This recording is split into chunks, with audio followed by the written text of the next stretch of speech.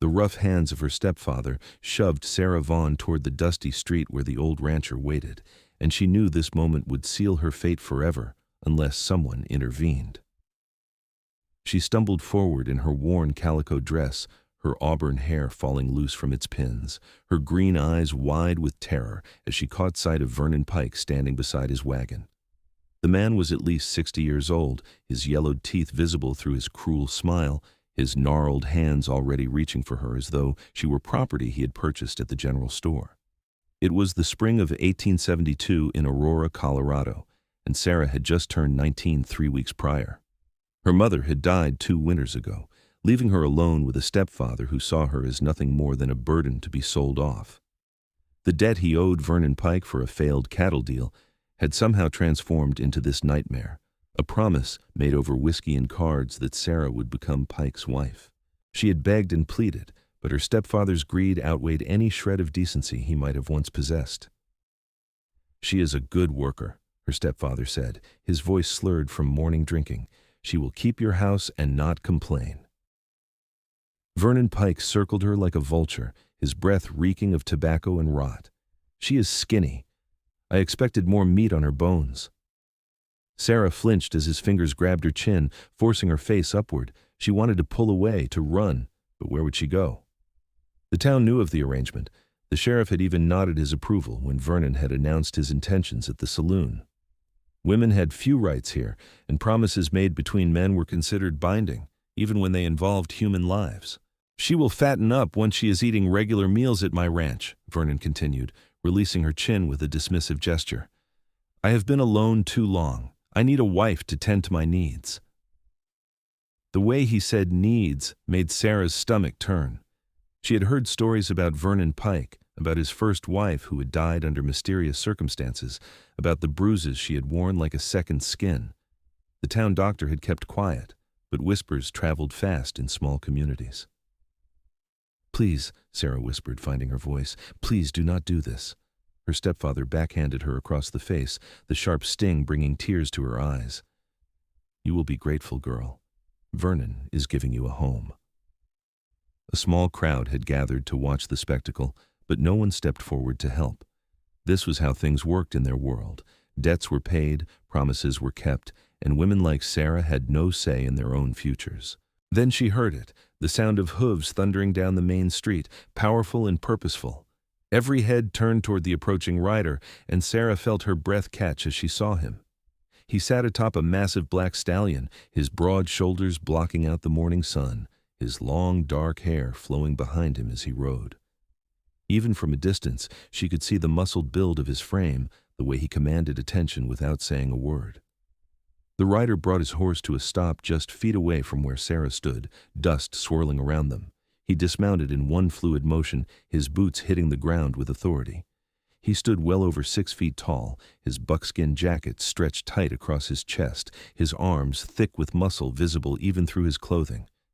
His face was weathered from years in the mountains, his jaw strong and defined, his eyes a piercing gray that seemed to see straight through a person's soul. "What is happening here?" His voice was deep and commanding, the kind of voice that expected answers. Vernon Pike stepped forward, puffing out his chest. "This is private business, stranger. Move along." The mountain man's gaze shifted to Sarah, taking in her tear-stained face, the red mark on her cheek, the fear in her eyes. Something flickered across his expression, something protective and fierce. "It does not look private when it's happening in the middle of the street," he said, his tone hard as iron. "It looks like a scared girl being forced into something she does not want." "She is promised to me," Vernon snarled. "Her stepfather owes me a debt, and she is payment." "People are not payment." The mountain man took a step closer, and even Vernon Pike seemed to shrink back slightly. "What is the debt?" Sarah's stepfather, emboldened by greed, spoke up. $300 for cattle that died on his ranch. It was my fault they got sick, and I owe him. Sarah is my stepdaughter, and I have the right to give her in marriage to settle my debts." The mountain man was quiet for a long moment, his jaw working as though he were grinding his teeth. Then he reached into his jacket and pulled out a leather pouch, the sound of coins jingling inside it. $300? "That's right," Vernon said, his eyes lighting up with avarice. "Here is 400. The mountain man tossed the pouch at Vernon's feet. "The extra 100 is for your trouble. The girl goes free." The entire street fell silent. Sarah stared at the stranger in shock, unable to believe what was happening. Men did not simply buy women's freedom. It did not happen in her world, in her experience. Yet here he stood, this powerful mountain man with his gray eyes and protective stance, offering money for her liberty. Vernon Pike bent down and grabbed the pouch, his fingers quickly counting the coins inside, his face twisted with conflicting emotions, greed warring with pride.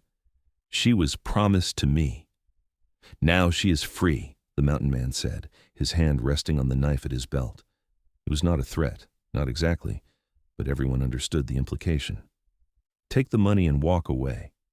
"You cannot just buy her," Sarah's stepfather protested weakly, though his eyes were fixed on the coin pouch in Vernon's hands. "I just did." The mountain man turned to Sarah, his expression softening slightly. "Do you want to be free of them?" "Yes," Sarah breathed, the word escaping her lips like a prayer. "Yes, please." "Then you are free." He held out his hand to her, and she took it without hesitation. His palm was rough and calloused, but his grip was gentle. "My name is Kane Masters. I have a cabin in the mountains about 15 miles north of here. You can come with me until you figure out what you want to do next. I give you my word, I will not harm you." Sarah looked into his eyes and saw honesty there, something she had not seen in a man's eyes for a very long time. She nodded, her voice trembling. "My name is Sarah Vaughn. I have nowhere else to go." "Then you will come with me." Kane turned back to Vernon and her stepfather, his voice dropping to a dangerous rumble. "If either of you come near her again, if you even think about causing her trouble, you will answer to me. Are we clear?" Vernon Pike clutched the coin pouch and nodded quickly, already calculating how much whiskey and gambling $400 would buy him. Sarah's stepfather looked like he wanted to argue, but one glance at Kane's muscled frame and the cold determination in his eyes made him reconsider. "She is your problem now," her stepfather muttered, spitting into the dust. "She is not a problem." Kane's words were sharp. "She's a person who deserves respect and freedom." He led Sarah to his horse, his hand still holding hers. The stallion was massive and beautiful, its coat gleaming in the sunlight. Kane mounted first, then reached down and pulled Sarah up behind him with an ease that spoke of his considerable strength. She wrapped her arms around his waist, feeling the solid muscle beneath his jacket, and felt safer than she had in years. As they rode out of Aurora, Sarah did not look back. Behind her lay everything she had known, the cruelty and the fear, the helplessness and the despair. Ahead lay uncertainty, but also hope. This stranger, this mountain man named Kane Masters, had bought her freedom with his own money, expecting nothing in return. She did not understand why, but she was grateful beyond words. They rode in silence for the first hour, the town disappearing behind them as they climbed into the foothills of the Rocky Mountains. The landscape changed from dusty plains to pine forests, the air growing cooler and cleaner. Sarah had never been this far from town, and despite her anxiety about the future, she could not help but marvel at the beauty surrounding them. Finally, Kane spoke, his voice carrying over his shoulder. "Are you all right back there?" "Yes," Sarah said softly. "Thank you. I do not understand why you did what you did, but thank you." "I have seen enough injustice in my life," Kane replied, guiding his horse along a narrow trail. "I could not ride past that scene and do nothing. No person should be sold or traded like livestock. Most men would not have cared. I am not most men." There was no arrogance in his statement, just simple fact. "I spent 10 years trapping beaver in these mountains, living alone, surviving by my wits and strength. I learned that the strong have a responsibility to protect the weak, not exploit them." Sarah tightened her arms around him slightly, deeply moved by his words. "I will find a way to repay you. I can work. I am good with cooking and cleaning, and I know how to tend gardens and preserve food." "You do not owe me anything," Kane said firmly. "You are free, Sarah. That means you make your own choices now. If you want to work, it is because you choose to, not because you are obligated." The concept was so foreign to her that she fell silent, trying to process it. Freedom. Real freedom. The ability to make choices about her own life. It felt impossible, like a dream she might wake from at any moment. They rode for another 2 hours before Kane's cabin came into view. It sat in a small clearing surrounded by towering pines, a solid structure built from thick logs with a stone chimney rising from one end. A small stream ran nearby, its water crystal clear and cold from mountain snow. There was a barn beside the cabin, and Sarah could see several horses in a fenced pasture. Kane dismounted and helped Sarah down, his hands spanning her waist as he lifted her as though she weighed nothing. Up close, she could see the details of his face, the slight scar above his left eyebrow, the way his gray eyes held flecks of blue, the fullness of his lips beneath his dark beard. He was handsome in a rugged, untamed way that made her heart beat faster. "Welcome to my home," he said, releasing her waist but staying close. "It is not fancy, but it is warm and dry and safe." "It is beautiful," Sarah said honestly, looking around at the peaceful clearing. After years in her stepfather's cramped, dirty house, this felt like paradise. Kane showed her inside, and Sarah was surprised by how neat and organized everything was. The main room had a large stone fireplace, a sturdy table with chairs, and a comfortable-looking couch covered with furs. There were bookshelves lined with well-worn volumes, and cooking supplies hung from hooks near the fireplace. A ladder led up to a loft area. "You can sleep in the loft," Kane said, following her gaze. "I will take the couch down here. There are blankets and furs up there, and I will build up the fire before bed so you stay warm." Sarah turned to face him, overwhelmed by his kindness. "Why are you doing this? You do not know me. You spent $400 on a stranger." Kane was quiet for a moment, his gray eyes studying her face. 3 years ago, I came down from the mountains to sell my furs in Denver. I saw a woman being beaten by her husband in an alley. I wanted to intervene, but I was surrounded by his friends, and I was drunk. I did nothing. I walked away." His jaw tightened. "The next morning, I heard she had died from her injuries. I have lived with that guilt ever since. When I saw you today, I saw a second chance. I saw an opportunity to do what I should have done 3 years ago." Sarah felt tears welling in her eyes. "I am sorry for what happened to that woman. But what you did today, you saved my life. Vernon Pike would have killed me eventually, just like he killed his first wife." "I know," Kane's voice was rough with emotion. "I have heard stories about him over the years. That's why I could not let you go with him." They stood there in the cabin, two people bound by circumstance and chance, and Sarah felt something shift inside her. This man, this powerful mountain man with his protective instincts and his gentle strength, he was unlike anyone she had ever known. She barely knew him, but she already trusted him more than she had trusted her own family. Over the following days, Sarah settled into life at Kane's cabin. He was respectful and kind, always giving her space and privacy, never making her feel uncomfortable or threatened. He taught her how to fish in the stream, how to identify edible plants in the forest, how to ride one of his gentler horses.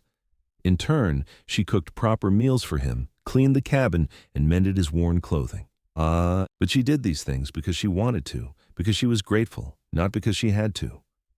They talked during the long evenings, sitting by the fire and sharing stories of their lives. Kane told her about growing up in Missouri, about heading west after his parents died of fever, about learning to survive in the mountains from an old trapper named Josiah who had taken him under his wing. He spoke of the beauty and harshness of mountain life, of winters so cold that water froze inside the cabin, of summers when the wildflowers painted the meadows in impossible colors.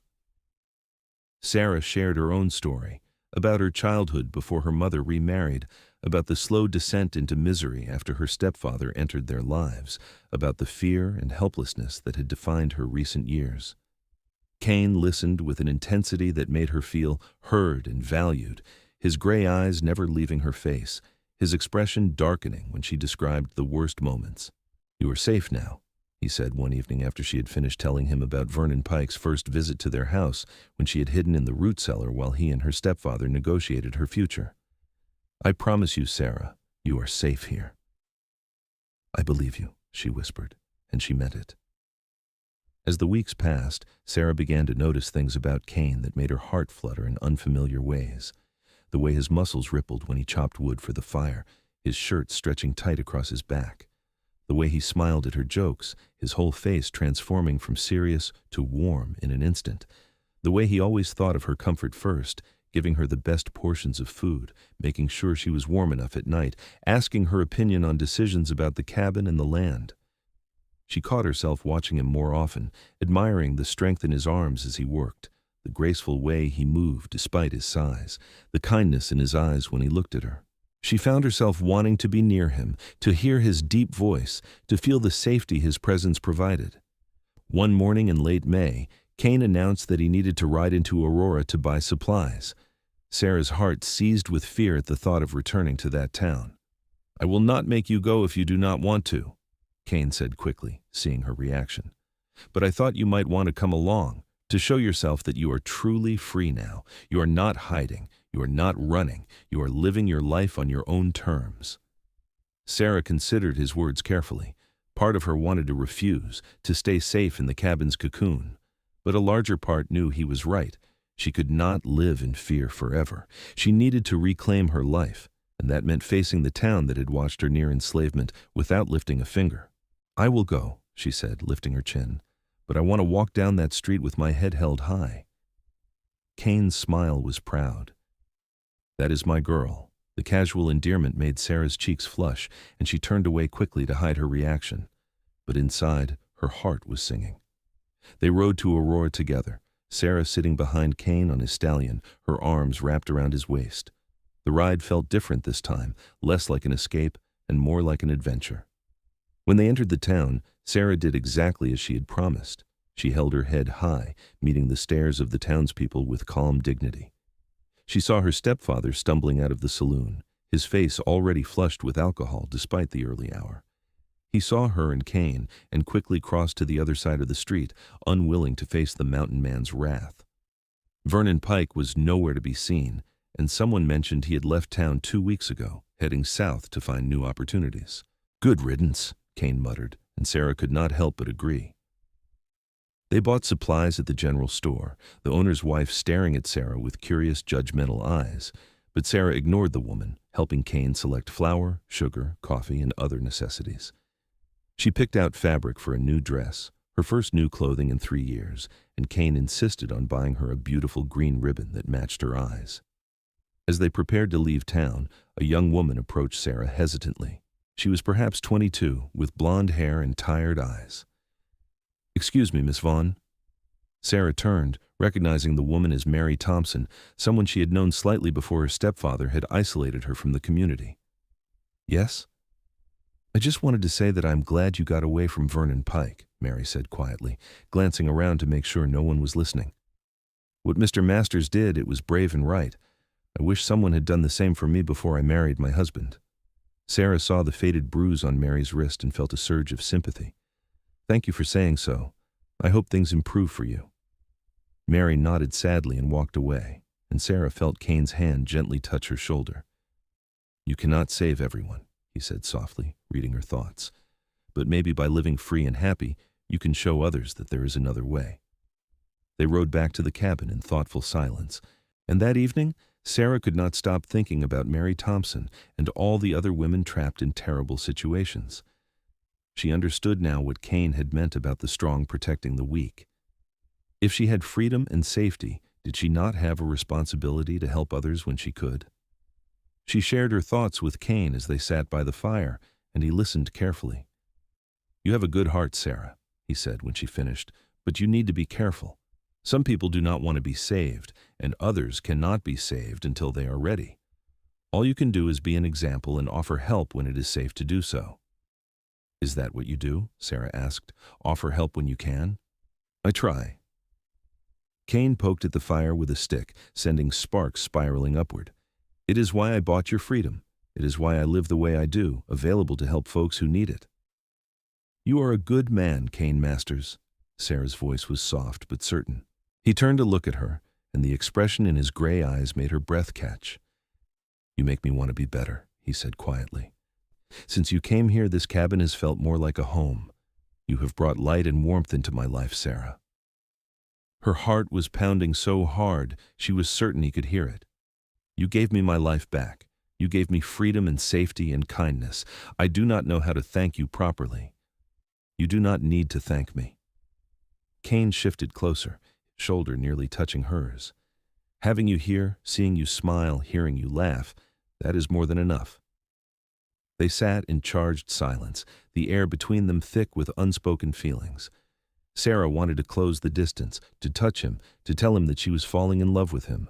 But fear held her back. What if he did not feel the same way? What if he saw her only as a responsibility, a rescue project? As though sensing her internal struggle, Kane reached out and gently tucked a strand of auburn hair behind her ear. His fingers lingered against her cheek, warm and gentle. "Sarah," he began, his voice rough, "I need to tell you something." "What is it?" she whispered. "When I brought you here, I promised myself I would be honorable. I told myself that you were under my protection, that you needed time to heal and find yourself, that I would not complicate things with my own feelings." His thumb traced her cheekbone softly. "But I'm finding it increasingly difficult to keep that promise." Sarah's breath caught. "What are you saying?" "I'm saying that I care for you, Sarah, more than I should, more than I planned to." His gray eyes searched her face. "I am saying that every day I fall a little more in love with you. The way you hum while you cook, the way you laugh at my terrible jokes, the way you are not afraid to challenge me when you think I am wrong. I love your strength and your kindness and your beautiful spirit." Tears filled Sarah's eyes, but they were tears of joy. "Kane, I have been falling in love with you too. I was afraid to say anything, afraid you might not feel the same way." "How could I not?" Kane cupped her face in his large hands, his touch infinitely gentle. "You are the most remarkable woman I have ever known." Then he kissed her, and Sarah felt as though the entire world had shifted on its axis.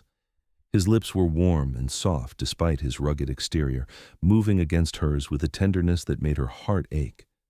She kissed him back, pouring all her feelings into that moment, her hands reaching up to tangle in his long dark hair. When they finally pulled apart, both were breathing hard. Kane rested his forehead against hers, his eyes closed. "I have wanted to do that for weeks," he admitted. "So have I," Sarah confessed, a smile spreading across her face. They talked late into the night, sharing their feelings and fears, making plans for a future neither had dared to dream of just months ago. Kane wanted to marry her properly, to make sure she knew this was about love and commitment, not about obligation or debt. Sarah wanted the same thing, but she also wanted to wait a little longer to enjoy this time of courtship and discovery. "We have time," Kane assured her, pulling her close against his side. "We have all the time in the world." The summer passed in a blur of happiness. Kane courted Sarah properly, bringing her wildflowers from the mountain meadows, teaching her to shoot a rifle so she could protect herself, taking her on long rides through the stunning landscape. They held hands while walking by the stream, stole kisses when the mood struck them, and talked about everything and nothing. Sarah blossomed under Kane's love and attention. Her face filled out, losing the gaunt hollowness that had marked her time with her stepfather. Her eyes sparkled with life and joy. She laughed freely now, something she had not done in years. She felt beautiful for the first time in her life, not because of her appearance, but because of the way Kane looked at her, as though she were precious and cherished. In August, they rode to a small church in a neighboring town, neither wanting to return to Aurora for the ceremony.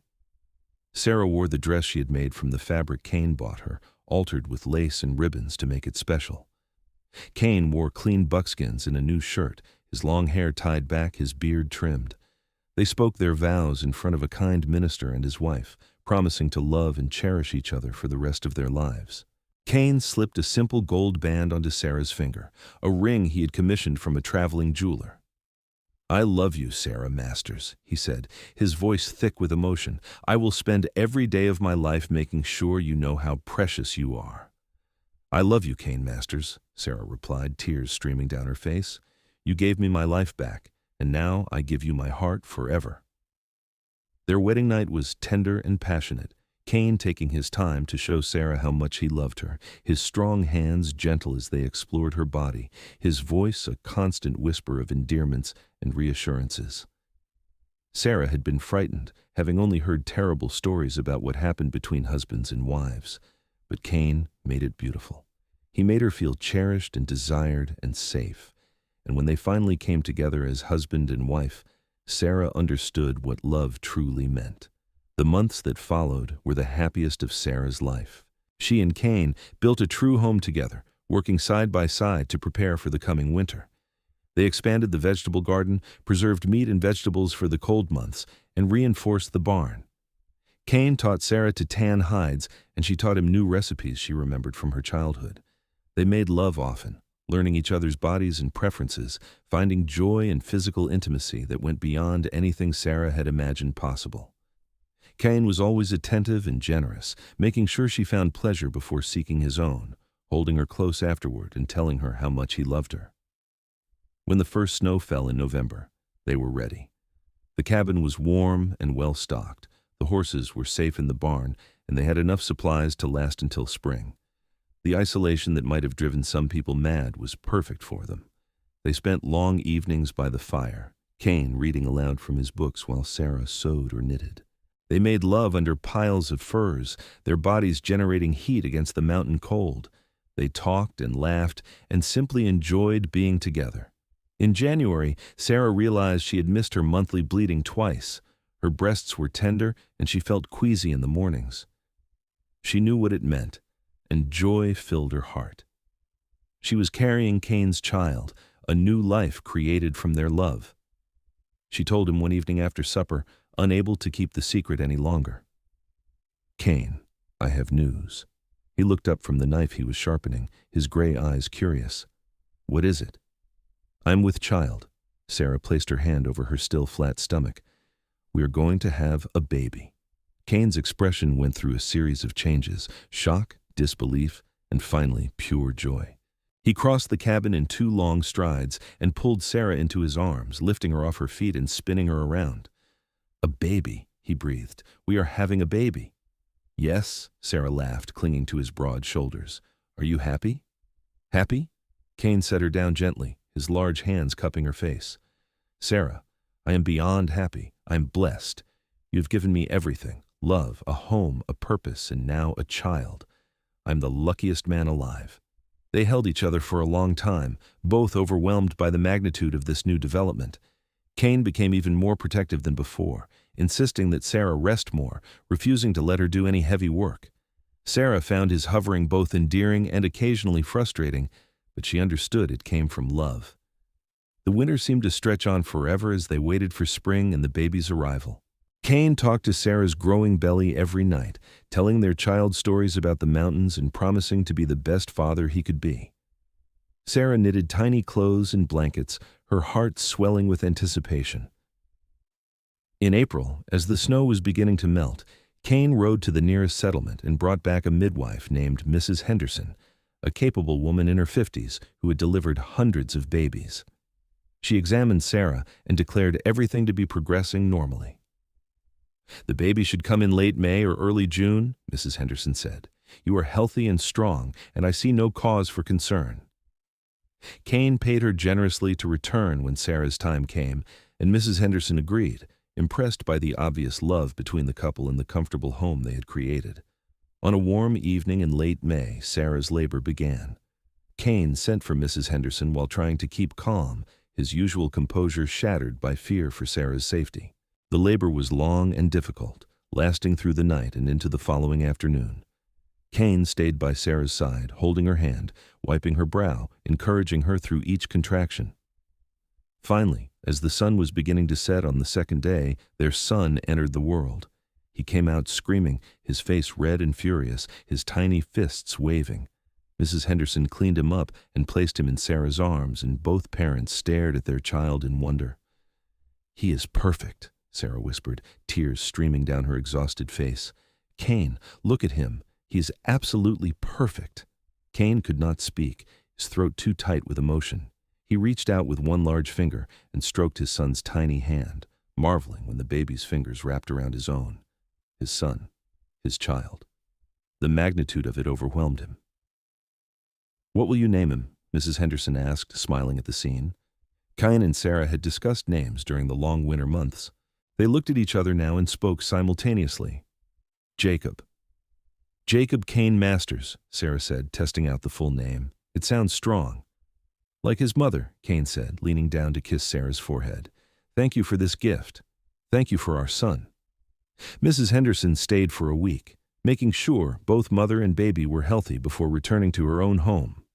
She left with a promise to check on them in a month, and Kane paid her double what she asked, grateful beyond measure for her help. The first months of parenthood were exhausting but joyful. Jacob was a hungry baby who demanded attention at all hours, but neither Kane nor Sarah minded. Kane proved to be a devoted father, changing dirty cloths without complaint, walking the floor with Jacob when he cried in the night, and gazing at his son with an expression of such profound love that it made Sarah's heart ache. She watched her husband with their child and fell even more deeply in love with him. This powerful mountain man, with his muscled arms and his rugged exterior, was gentle and patient with their tiny son. He sang off key lullabies, made silly faces to coax smiles, and treated Jacob as though he were made of spun glass. As Jacob grew, he began to show his personality. He was curious and active, always reaching for new things, always wanting to explore. He had Sarah's green eyes and Kane's dark hair, and he was clearly going to be tall like his father. Kane fashioned a cradleboard so they could take Jacob with them on rides through the mountains, and the baby seemed to love being outdoors, gurgling happily at the trees and sky. One afternoon in September, when Jacob was 4 months old, Kane and Sarah were sitting by the stream, watching their son sleep in his cradleboard. The aspen trees were turning gold, painting the mountainside in stunning colors. I have been thinking, Kane said, trailing his fingers through the cold water, about expanding the cabin, adding another room for Jacob, maybe building a larger barn. This place has been home for years, but now it needs to be a family home. Sarah leaned against his shoulder, feeling content and peaceful. I think that is a wonderful idea. I have been thinking, too, about the future, about what we want to teach Jacob. What do you want to teach him? Kane asked, wrapping his arm around her. I want to teach him kindness, Sarah said thoughtfully. I want him to grow up knowing that strength is not just about physical power, but about standing up for what is right. I want him to be like you, Kane. I want him to see someone in trouble and step forward to help, the way you helped me. Kane was quiet for a moment, clearly moved by her words. I want to teach him respect, he said finally. Respect for people, for nature, for life itself. I want him to understand that every person has value regardless of their circumstances. I want him to never ever treat another human being the way you were treated. He will be a good man, Sarah said with certainty. With you as his father, how could he be anything else? They sat together in comfortable silence, watching the water flow past, listening to the wind in the trees. A year and a half ago, Sarah had been standing in a dusty street, about to be sold to a cruel old man. Now she was sitting beside the man she loved more than life itself, their son sleeping peacefully nearby, surrounded by stunning natural beauty. The transformation was so complete, it sometimes felt like a dream. But it was not a dream. It was real. And it was hers. A life she had helped build through courage and determination. Yes, Kane had saved her that day in Aurora, but she had saved herself too by choosing to trust him, by choosing to embrace the freedom he offered, by choosing to love and be loved. The years flowed past like the stream beside their cabin, each season bringing new challenges and joys. Kane expanded the cabin as he had promised, adding not just 1 but 2 additional rooms, anticipating a larger family. His intuition proved correct when Sarah became pregnant again in the spring of 1874. Their daughter, Emma, was born in December of that year, during a fierce snowstorm that kept Mrs. Henderson from arriving in time. Kane delivered his own daughter with steady hands and a calm voice, coaching Sarah through the labor and catching the baby with a confidence he had not felt during Jacob's birth. Emma had Kane's gray eyes and Sarah's auburn hair, and she was tiny and delicate compared to her robust older brother. Jacob, now 2.5 years old, was fascinated by his baby sister. He wanted to hold her constantly, to touch her tiny hands and feet, to help take care of her. Kane and Sarah watched their children with full hearts, grateful for the family they had created. Life in the mountains was not always easy. There were harsh winters when supplies ran low, summers when drought threatened their garden, and always the dangers that came with wilderness living. But Kane and Sarah faced everything together, their love and partnership growing stronger with each passing year. Kane taught Jacob to ride and track and survive in the wilderness, passing on all the knowledge Josiah had given him years before. Sarah taught both children to read and write, using Kane's extensive book collection to give them an education that rivaled what they would have received in a town school. The family took regular trips to various settlements, making sure the children understood they were part of a larger community, but their mountain home remained their sanctuary. When Jacob was 7 and Emma was 4, Sarah gave birth to twins, a boy and a girl they named Lucas and Lily. The cabin was suddenly filled with noise and laughter, 4 children running and playing, demanding attention and care. Kane built additions onto the additions, creating a rambling but comfortable home that accommodated their growing family. Through it all, Kane and Sarah's love remained the foundation of everything. They still stole moments alone when they could, still kissed like newlyweds, still gazed at each other with expressions of deep affection. They had disagreements, of course, but they had learned to talk through problems, to respect each other's opinions, to compromise when necessary. One evening in the summer of 1879, after the children were finally asleep, Kane and Sarah sat on the porch of their expanded cabin, watching the sun set behind the mountains. Sarah was 32 now, Kane was 36, and both bore the marks of years spent working hard and living fully. Sarah's auburn hair had a few threads of silver, and Kane's beard was starting to gray, but both were still strong and healthy. "Do you ever regret it?" Sarah asked suddenly, breaking the comfortable silence. "Spending $400 on a stranger? Changing your entire life?" Kane turned to look at her, his gray eyes reflecting the fading sunlight. "How could I regret the best decision I ever made? Sarah, you and our children are everything to me. This life we have built together, this family, this love, it is beyond anything I could have imagined when I was living alone in these mountains." "I think about that day sometimes," Sarah admitted. "Standing in that street so scared and hopeless, I think about how different my life would be if you had not ridden past. I probably would not have survived a year with Vernon Pike." "You do not need to think about that," Kane said gently, reaching over to take her hand. "That is not your life. This is your life. Our life." "I know," Sarah squeezed his hand, "and I am grateful every single day. You gave me everything. Kane, you gave me freedom and love and a family and a home. You gave me myself." Kane pulled her close, and she rested her head on his broad shoulder, fitting against him perfectly as she always had. "We gave each other everything," he corrected. "I was lonely and isolated before you came. I was surviving, but I was not truly living. You taught me how to live again, how to love, how to be part of something bigger than myself." They sat together as darkness fell, the sounds of the mountain evening surrounding them, the chirping of crickets, the distant call of an owl, the gentle rustling of wind through the pines. Inside the cabin, their 4 children slept safely, the product of their love and commitment. Sarah thought about Mary Thompson sometimes, wondering if the woman had ever found freedom or if she was still trapped in her unhappy marriage. She thought about all the other women like her, like Mary, who lived in fear and helplessness. She and Kane had made it a mission to help when they could, quietly assisting families in need, standing up against injustice when they witnessed it, offering their home as a refuge for those who needed it.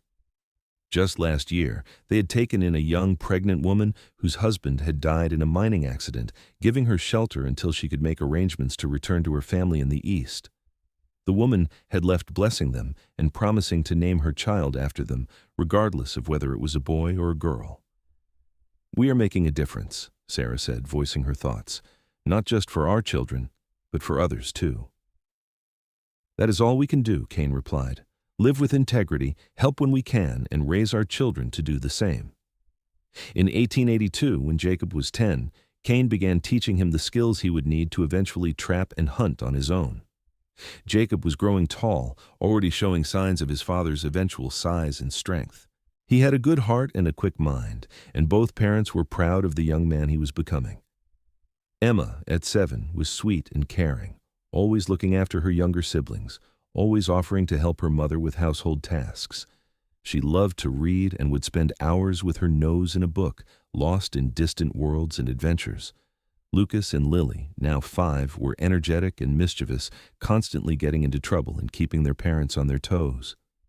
Lucas had his father's gray eyes and a fearless nature that sometimes worried Sarah. Lily was quieter but equally determined, with her mother's green eyes and a stubborn streak that Kane found endlessly amusing. The family made an extended trip to Denver that summer, the children wide-eyed at the growing city with its streets and shops and seemingly endless crowds of people. Sarah bought fabric and supplies, Kane sold furs and bought tools, and the children experienced things they had only read about in books: restaurants, hotels, a theater performance. But after 2 weeks, all 6 of them were ready to return home to their mountains. The city was exciting, but it was loud and dirty and overwhelming. Their cabin in the woods with its peace and beauty called to them. As they rode back toward their home, taking their time and camping under the stars, Jacob rode beside his father while Sarah drove the wagon with the 3 younger children. Kane looked at his son, seeing so much of himself at that age, and felt a surge of pride and love.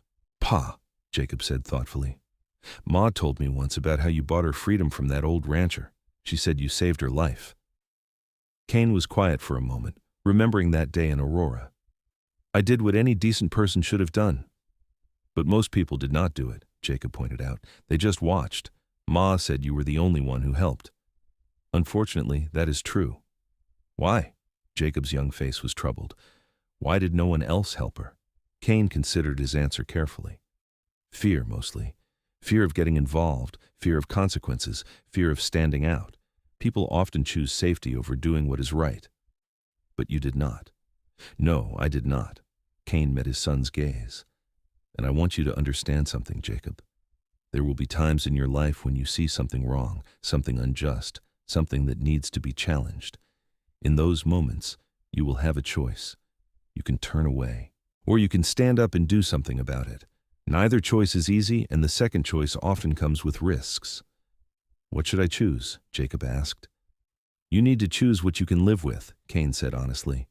"But I hope I have raised you to be the kind of man who stands up, who helps, who protects those who cannot protect themselves. That is what real strength is about, son. Not just physical power, but moral courage." Jacob was thoughtful. "I want to be like you, Pa. I want to be the kind of man who does the right thing." Kane felt his throat tighten with emotion. "Then you are already on the right path." That night, as the family sat around the campfire, Sarah watched Kane with their children and felt overwhelmed with love. He was teaching them all, through his words and his actions, what it meant to be good people. He was showing them that strength combined with compassion was the highest ideal, that protecting others was a privilege and a responsibility. When the children were finally asleep in the wagon, Kane and Sarah walked a short distance from camp to look at the stars. The sky was clear and brilliant, countless points of light scattered across the darkness. "I love you," Sarah said simply, taking Kane's hand. "I have loved you since the day you rode into Aurora and changed my life. Every day since then, I have loved you more." Kane pulled her close, his strong arms wrapping around her. "I love you too, Sarah, more than words can express. You are my heart, my home, my everything." They kissed under the stars, a long, slow kiss full of years of love and passion and commitment. When they finally pulled apart, both were smiling. "We should get back to the wagon before one of the children wakes up and causes chaos," Sarah said, though she made no move to leave his embrace. "They will be fine for another minute," Kane murmured, holding her close. "I want to stand here with my wife and count my blessings." Sarah laughed softly and relaxed against him, content to stay in his arms as long as he wanted. This was her life now, this love, this family, this freedom. And it was more than she had ever dreamed possible. The years continued to pass, marked by seasons and celebrations, challenges and triumphs. The children grew, each developing their own personalities and interests. Jacob became a skilled tracker and hunter, serious and responsible beyond his years. Emma developed a talent for drawing and painting, capturing the beauty of their mountain home in stunning detail. Lucas was fearless and adventurous, always pushing boundaries and taking risks. Lily was clever and determined, with a sharp tongue and a sharper mind. Kane and Sarah guided them all with patience and love, enforcing rules when necessary, but also giving them freedom to explore and learn. The cabin was filled with laughter and arguments, music and stories, the sounds of a family truly living. In 1887, when Sarah was 40 and Kane was 43, they took a trip alone together for the first time in years. Jacob, now 15, was old enough to look after his younger siblings for a week, and Kane wanted to show Sarah some of the most beautiful places in the mountains, places that were too difficult to reach with small children. They rode for days, camping beside crystal-clear lakes, hiking to stunning vistas, making love under the stars like they had when they were first married. Away from the demands of parenting and running a household, they reconnected as husband and wife, remembering why they had fallen in love in the first place. "I would do it all over again," Sarah said one evening, as they sat beside a mountain lake, the water reflecting the sunset in shades of gold and pink. "Every struggle, every hardship, every moment of fear. I would do it all again to end up here with you." "So would I," Kane agreed, his arm around her shoulders. "Though I would prefer to skip the part where you were in danger. That day in Aurora, when I saw you standing there so scared, it broke something inside me. I knew in that moment that I could not walk away." "I am glad you did not." Sarah leaned her head against his shoulder. "You are my hero, Kane Masters. You always will be." "And you are my heart," Kane replied, kissing the top of her head. "My brave, beautiful, incredible wife." They returned home to find that Jacob had managed everything perfectly. Though Lucas had broken his arm, climbing a tree against explicit instructions, and Lily had convinced Emma to help her reorganize the entire kitchen in a system that made sense only to them. Despite the chaos, everyone was healthy and happy, and Kane and Sarah fell back into family life with grateful hearts. As the children grew older, they began to make decisions about their own futures. Jacob, at 18, announced his intention to become a ranch foreman, having been offered a position at a large spread near Denver. He wanted to learn the business side of ranching, to eventually own his own land. Kane and Sarah were proud of his ambition and drive, though they would miss him terribly. Emma, at 15, wanted to attend a proper art school to develop her considerable talents. Kane and Sarah arranged for her to live with a respectable family in Denver and attend classes 3 days a week, a compromise that allowed her to pursue her dreams while remaining connected to her family.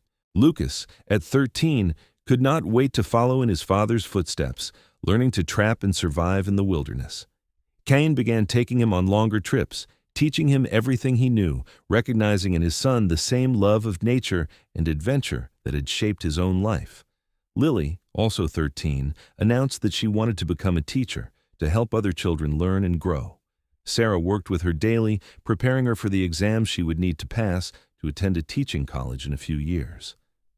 Through all these changes and transitions, Kane and Sarah remained the steady center of their family.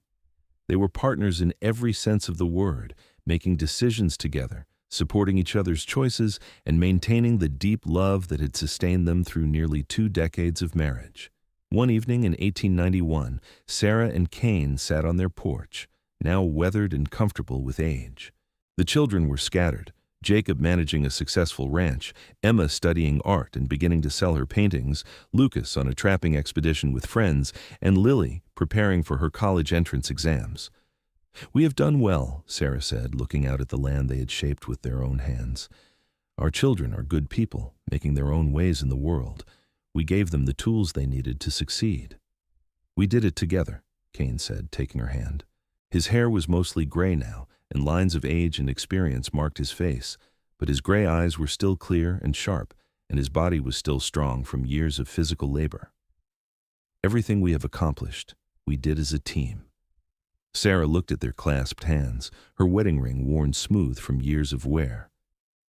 "Do you remember that day in Aurora, when you asked me if I wanted to be free?" "Of course. I think about it sometimes, about how one moment, one choice, changed everything. If you had ridden past, if you had looked away, if you had decided it was not your problem, my entire life would have been different." "I could not have ridden past," Kane said seriously. "Not then, not ever. You called to something deep inside me, Sarah. I saw you standing there, so scared but so defiant, and I knew you were meant for better things. I knew I had to help you."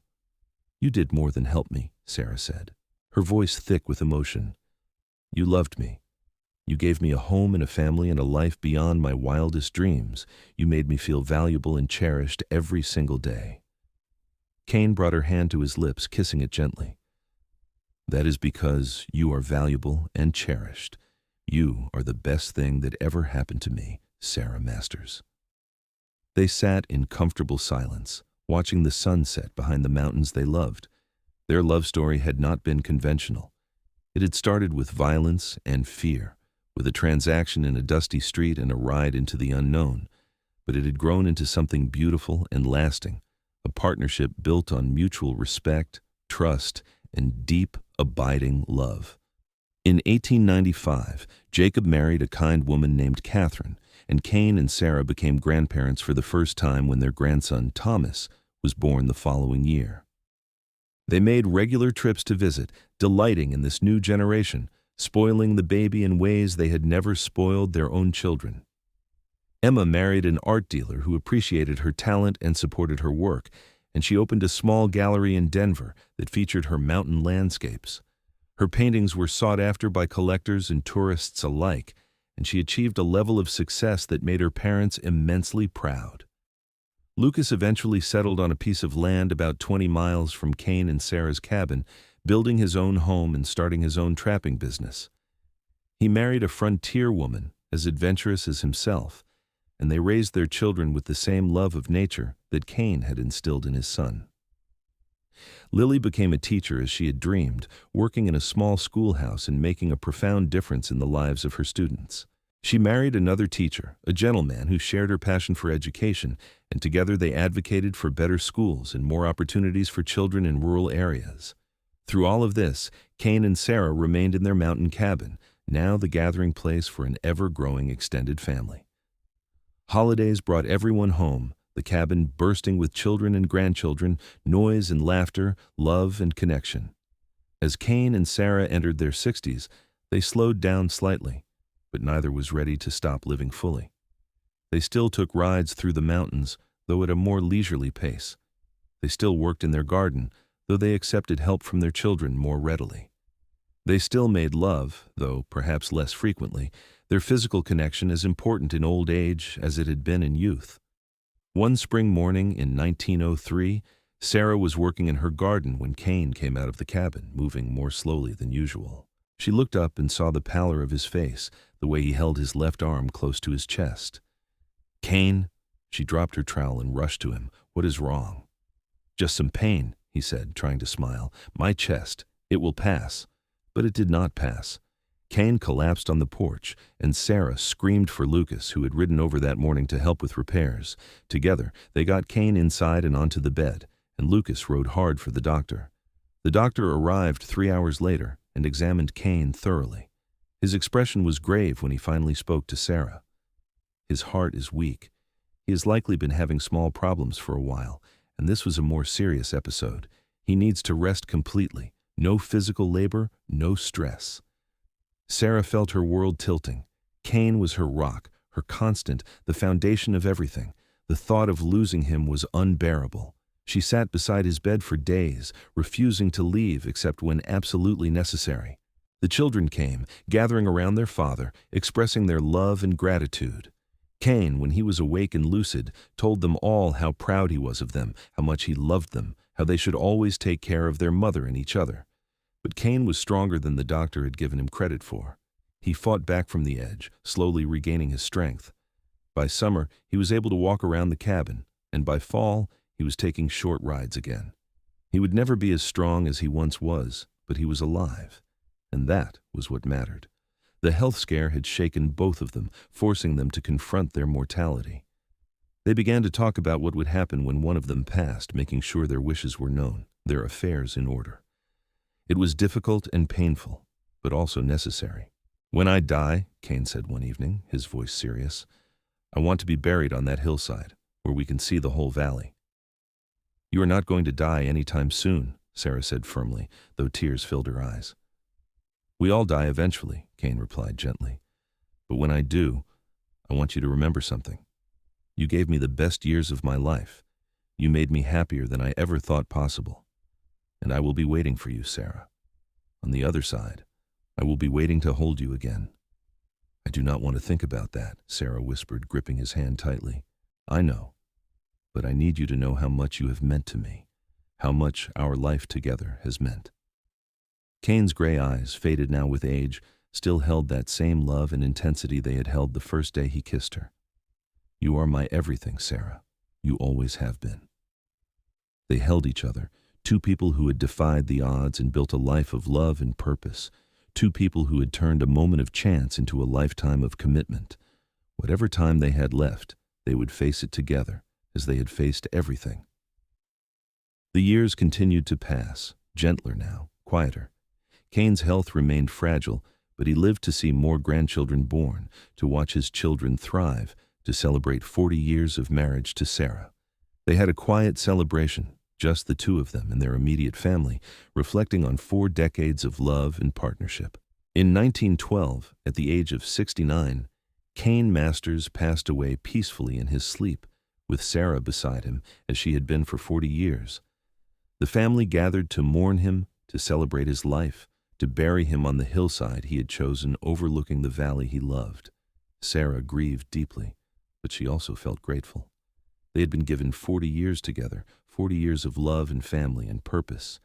It was more than many people ever got, more than she had dared to hope for that day in Aurora when a mountain man had ridden in and bought her freedom. She lived for another 8 years, surrounded by her children and grandchildren, continuing to teach and guide and love. She never remarried, never even considered it. Kane had been her one true love, her soulmate, and she was content to wait until they could be reunited. On a warm spring morning in 1920, Sarah Vaughn Masters passed away at the age of 73, sitting in her rocking chair on the porch of the cabin she and Kane had built together. Her family found her there, peaceful and serene, a slight smile on her weathered face. They buried her beside Kane on the hillside, their graves marked with simple headstones bearing their names and the dates of their lives. But their true monument was not stone and rock. It was their children and grandchildren, the family they had built through love and determination, the values they had instilled through their example, the lives they had touched through their kindness and courage. Jacob, now in his 50s, stood at his parents' graves with his own children and grandchildren gathered around him. They were remarkable people, he said, his voice rough with emotion. My father saved my mother, but she saved him too. They saved each other, and in doing so, they created all of this. He gestured to the large family surrounding him. They taught us that love is a choice, that strength is about more than physical power, that standing up for what is right matters. Those lessons are their legacy, and we need to pass them on to our children and our children's children. The family agreed, each member carrying forward the lessons Kane and Sarah had taught. Their story became family legend, passed down through generations, the tale of a woman promised to a cruel old rancher, and the mountain man who rode in and bought her freedom that day, and how that single act of courage and compassion had blossomed into a love story for the ages. Years later, when Lily's grandson was writing a school essay about remarkable people, he chose to write about his great-great-grandparents. He concluded with words that captured the essence of their lives.